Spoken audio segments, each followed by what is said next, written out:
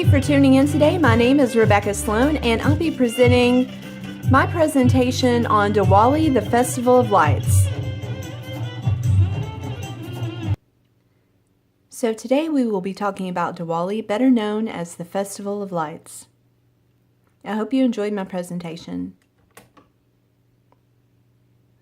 So what is Diwali? Diwali is celebrated in India and is known as the Festival of Lights. The word Diwali itself comes from a Sanskrit word, which means a row of lamps. So let's learn some more about India.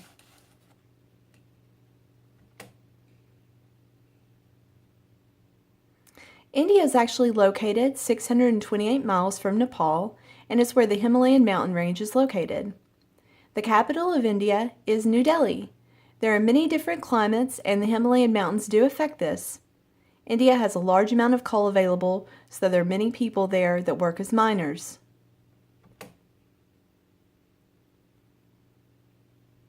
Ancient India. This is where Diwali is traced back to, and it originated celebrating the summer harvest. It was first celebrated in western and certain northern parts of India and marks the start of a new Hindu year. The festival is observed by Hindus, Sikhs, and Jains. So, where is India located? India is actually between southwest of China and east of Pakistan. The Himalayas separate the India northwest border with China. Nepal lies within this mountain range between India and China. Bangladesh is the only country that India surrounds entirely. The Bay of Bengal is to the east, while the Arabian Sea is to the south. And here we have a map of India, and let's take a look at the capital, right here in the northern part of India, New Delhi. And to the west, we see the Arabian Sea. To the east, we have the Indian Ocean. And right here we have the Bay of Bengal, and you can see China and Nepal, and right in between here is the great Himalayan mountains. We're going to learn a little bit more about them. So the Himalayas are the highest mountain system on Earth. Sanskrit for Himalaya means the house of snow, which, as you can see here, the snow-topped mountains. The Indian plate has collided with the Eurasian continental plate to form the Himalayan mountains, and basically you have these two plates, and once they meet, the only place they can go is up. So that landmass goes up, up, up, and that's what forms those great mountain ranges. The mountain range includes Mount Everest and nine of the world's 10 highest peaks.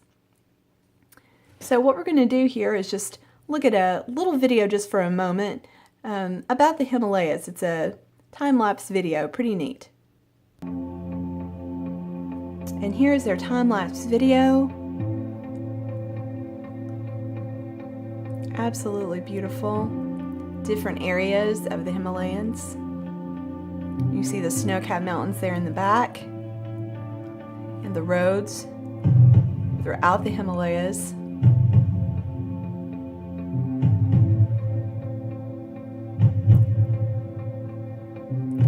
Different architecture throughout the Himalayas.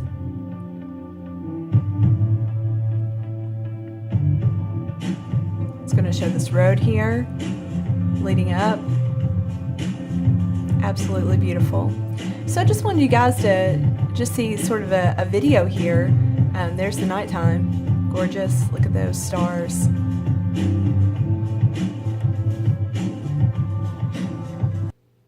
And so that was the Himalayan mountains. Beautiful.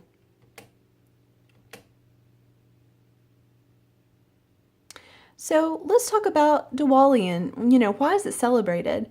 According to Ramana, Diwali commemorates the return of Ram, an incarnation of Lord Vishnu, and the eldest son of King Dashwarath of Ardhado, from his 14-year exile with Sita and Lakshman after killing the Raven, a demon king.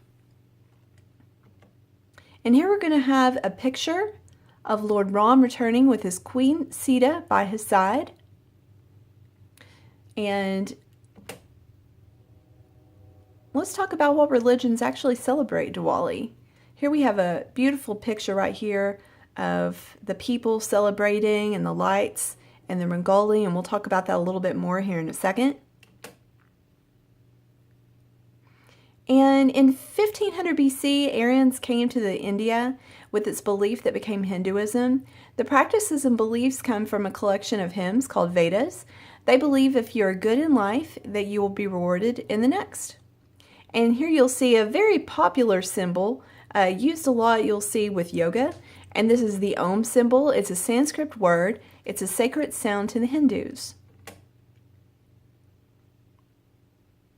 And in 1469, Guru Nanak founded Sikhism, and he had 9 successors that helped to form the main belief system in the 16th and 17th centuries. And this is the Khanda. It symbolizes a universal God. Next, we have Jainism, and it can be traced back to the 6th century BC in India. The name was taken from a word that means conquerors. 24 teachers had faith revealed to them, and together they helped form this religion. And they believe in a universe with multiple layers that has more than one heaven and more than one hell. And this is the Jain hand symbol of nonviolence. Now, the festivities are very big part of the festival. And the festival itself is a celebration of good over evil and light over darkness. They have lights, lamps, fireworks, firecrackers, used to symbolize that light has conquered the darkness. And they'll actually light these lamps and these lights and fireworks to drive out the darkness. And so these lights, let's talk a little bit about those. These are earthen lamps, and they're lit for those who have passed on before them. And they're floated down rivers or placed in ponds, and they're done so in memory of their ancestors.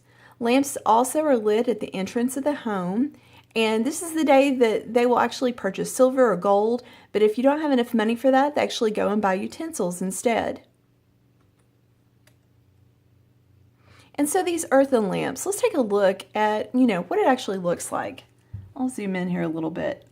And there you see it. There's the earthen lamp that they light. And basically it's an oil lamp used in Nepal and India. That's where it originated from. And it's usually made from clay with a cotton wick dripped in ghee, which is butter, or vegetable oils. And speaking of the traditions they do, Rangoli is an artwork that they do during the festival. In the Oxford Dictionary, it's defined as traditional Indian decoration and patterns made with ground rice, particularly during festivals, just like Diwali. It can also be used with chalk or colored powder and embellished with sand, candles, or flower petals. And after the artist is complete, the piece of art will be blown away by the wind. And this symbolizes how nothing stays forever.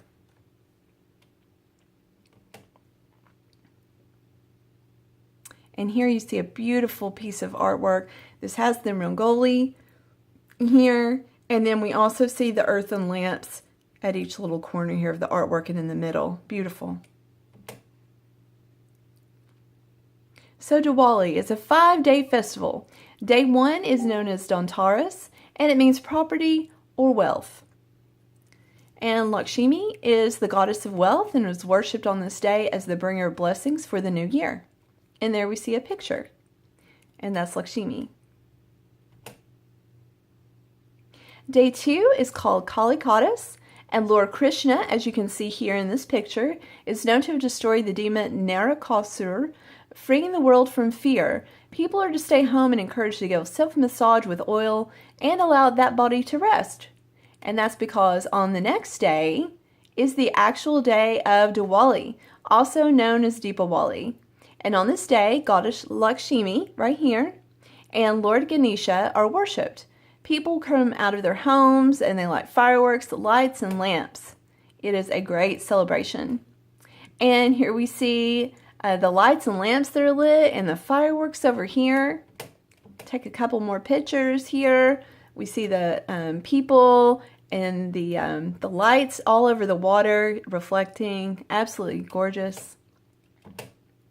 And here we see them actually lighting the earthen lamps.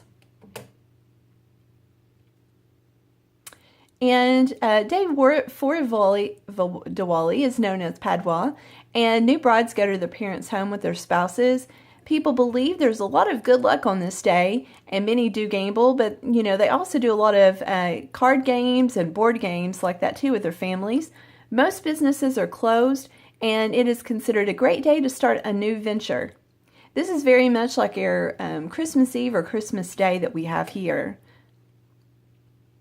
On day 5, it is Bhai Dooj, and this is the day families meet with one another. In India, there's a strong belief of sibling connection, and on this day, brothers visit their sisters, and sisters prepare sweets for one another for the brothers.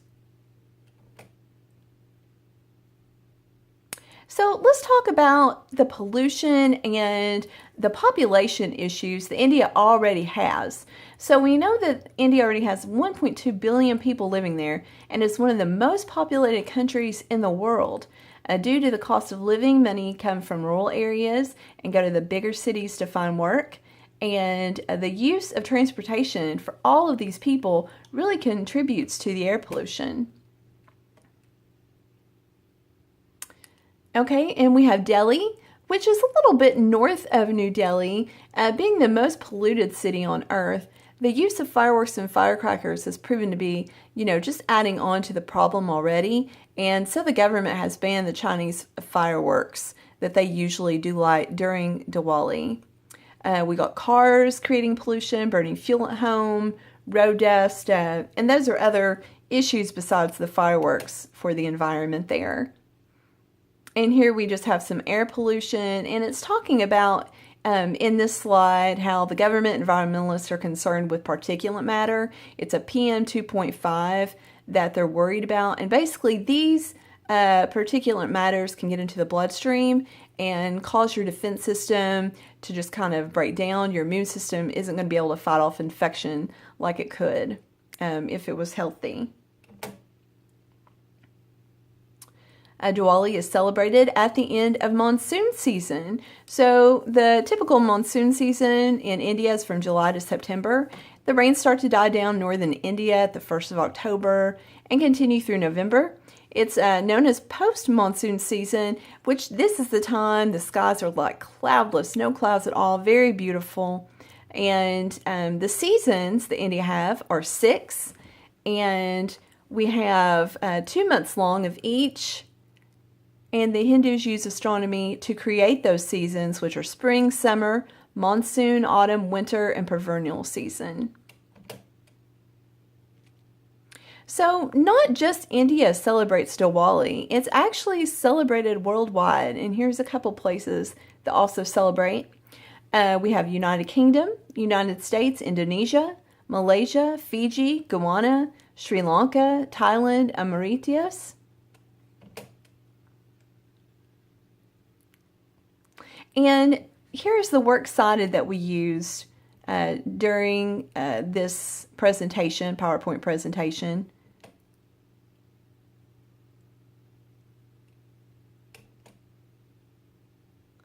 Lots of citation there.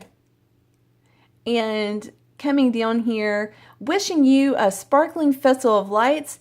Happy Diwali, and I really hope you've enjoyed this presentation and learned some more about it. If you have any questions, you can email me at beccalyn21@gmail.com for any questions you have about Diwali, and I really hope you enjoy the program. We're going to watch a little bit of a YouTube video.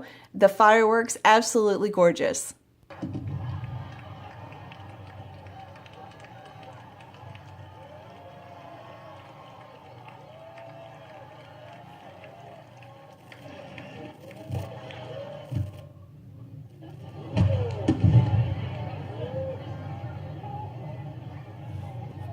And thank you so much.